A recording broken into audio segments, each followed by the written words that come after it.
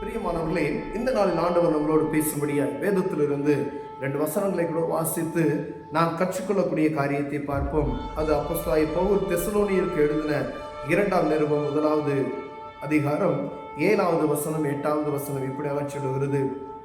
தேவனை அறியாதவர்களுக்கும் நம்முடைய கர்த்தராகிய இயேசு கிறிஸ்துவின் சுவிசேஷத்திற்கு கீழ்ப்படியாதவர்களுக்கும் நீதியுள்ள ஆக்கினையை செலுத்தும்படிக்கு கர்த்தராகிய இயேசு தமது வல்லமையின் தூதரோடும் ஜுவாலித்து எரிகிற அக்கினியோடும் வானத்திலிருந்து வெளிப்படும் போது அப்படி ஆகும்.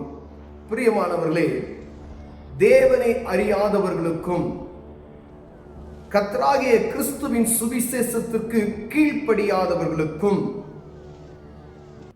நீதியுள்ள ஆக்கினை செலுத்தும்படிக்கு அநேக நாட்களாய் இந்த ஆண்டவருடைய வார்த்தையை நாம் கேட்டுக்கொண்டே இருக்கிறோம் என்பதை நாம் அறிந்திருக்கிறோம். பலவிதமான சூழ்நிலைகளில், ஆலயங்களில், தெருக்களில், தொலைக்காட்சி வழியாக, கையில் வைத்திருக்கிற போன் வழியாக, பத்திரிகை வழியாக இந்த கிறிஸ்துவின் அன்பு சுவிசேஷமாக எங்கும் பிரசங்கிக்கப்பட்டு கொண்டிருக்கிறது. பிரியமானவர்கள், நமக்கு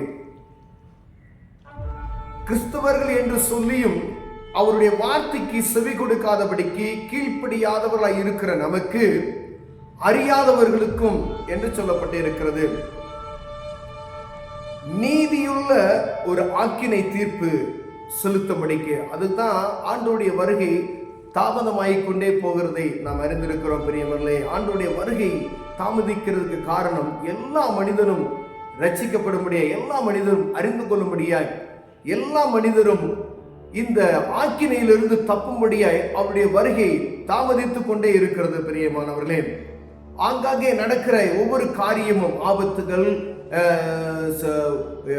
உலகத்துக்கு நாடுக்கு நாடு ஏற்படக்கூடிய சமாதான குறைச்சல்கள், மீண்டும் அடுத்து ஒரு கொள்ளை நோய் உருவாயிருக்கிறதை நாம் அறிந்திருக்க முடியுது. கொள்ளை நோய்கள் ஒவ்வொன்றும் கிறிஸ்துவின் வருகைக்கு அடையாளமாக நமக்கு சொல்லப்பட்டு இருந்தாலும் அவருடைய வருகை தாமதித்துக் கொண்டிருப்பதற்கு ஒரு நோக்கம் உண்டு என்பது எதற்காக என்றால், நம் ஒவ்வொரு மனிதனும், இந்த பூமியில் இருக்கக்கூடிய ஒவ்வொரு மனிதனும் ரட்சிக்கப்படும்படியாய், தெய்வத்தை அறிந்து கொள்ளும்படியாய், இந்த ஆக்கினைக்கு அடைந்து விடாதபடிக்கு தப்பித்துக் கொள்ளும்படியாய், எல்லோரும் அவர் சமூகத்தில் வரும்படியாவே அவருடைய வருகை தாமதமாய் கொண்டிருக்கிறது. பிரியமானவர்களே, அப்படியானால் அவருடைய வருகை தாமதம் ஆகுவதற்கு இங்கு இருக்கக்கூடிய சுவிசேஷர்கள், இங்க இருக்கக்கூடிய பிரசங்கிகள், இங்க இருக்கக்கூடிய ஒவ்வொரு கர்த்தருடைய வார்த்தையை போதிக்கிற ஒவ்வொருவரும் அவருடைய வார்த்தைக்கு நாம் செவி கொடுக்கும் பொழுது,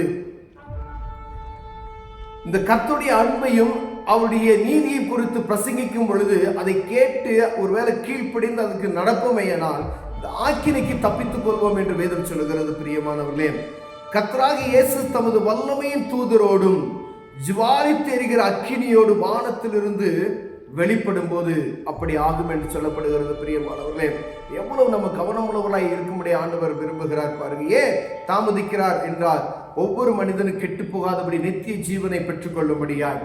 அப்படியானால் அநேக கர்த்தருடைய பிள்ளைகள் என்று சொல்கிறோம், கிறிஸ்தவர்களாய் இருக்கிறோம், ஆலயத்துக்கு செல்கிறோம், ஆனால் அவருடைய வார்த்தைக்கு செவி கொடுக்கிறோமா?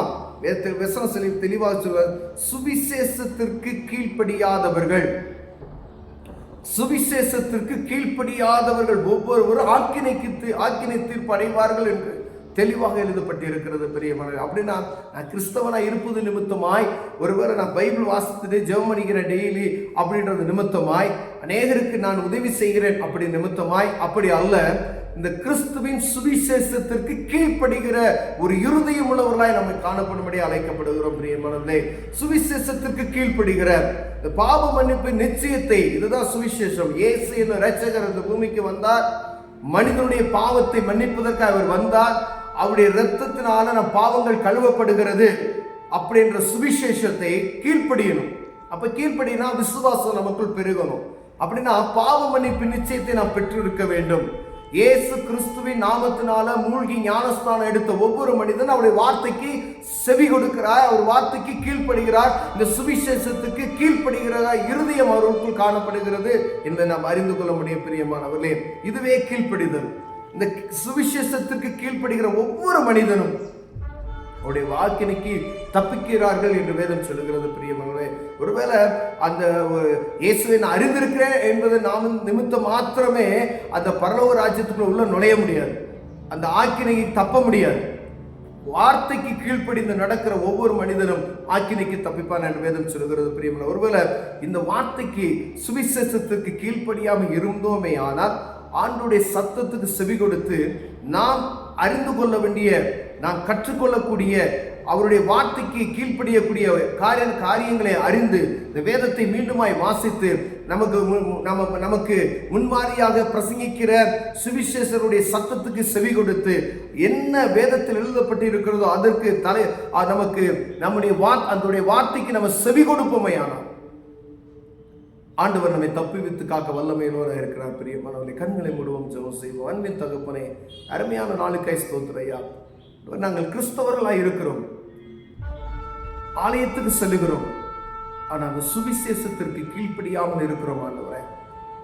ஆண்டவரே, இந்த சுவிசேஷத்திற்கு, கிறிஸ்துவினுடைய சுவிசேஷத்திற்கு கீழ்ப்படுகிற இருதயத்தை எனக்கும் எங்களுக்கும் கர்த்தர் தந்துள்ளவீராக நான் ஜெபிக்கிறையா. ஆண்டவரே, பிதா, குமாரன், பரிசுத்த ஆவியின் நாமத்தினால ஆண்டவரே, உங்களுடைய பாவங்களை மன்னித்து மூழ்கி ஞானஸ்தானம் எடுத்து இந்த மறு ஜீவனுக்கு நாங்கள் எதிர்கொண்டு இருக்கிறவர்களை காணப்பட உதவி செய்யும். இயேசுவின் நாமத்தில் பிதாவே, ஆமென்.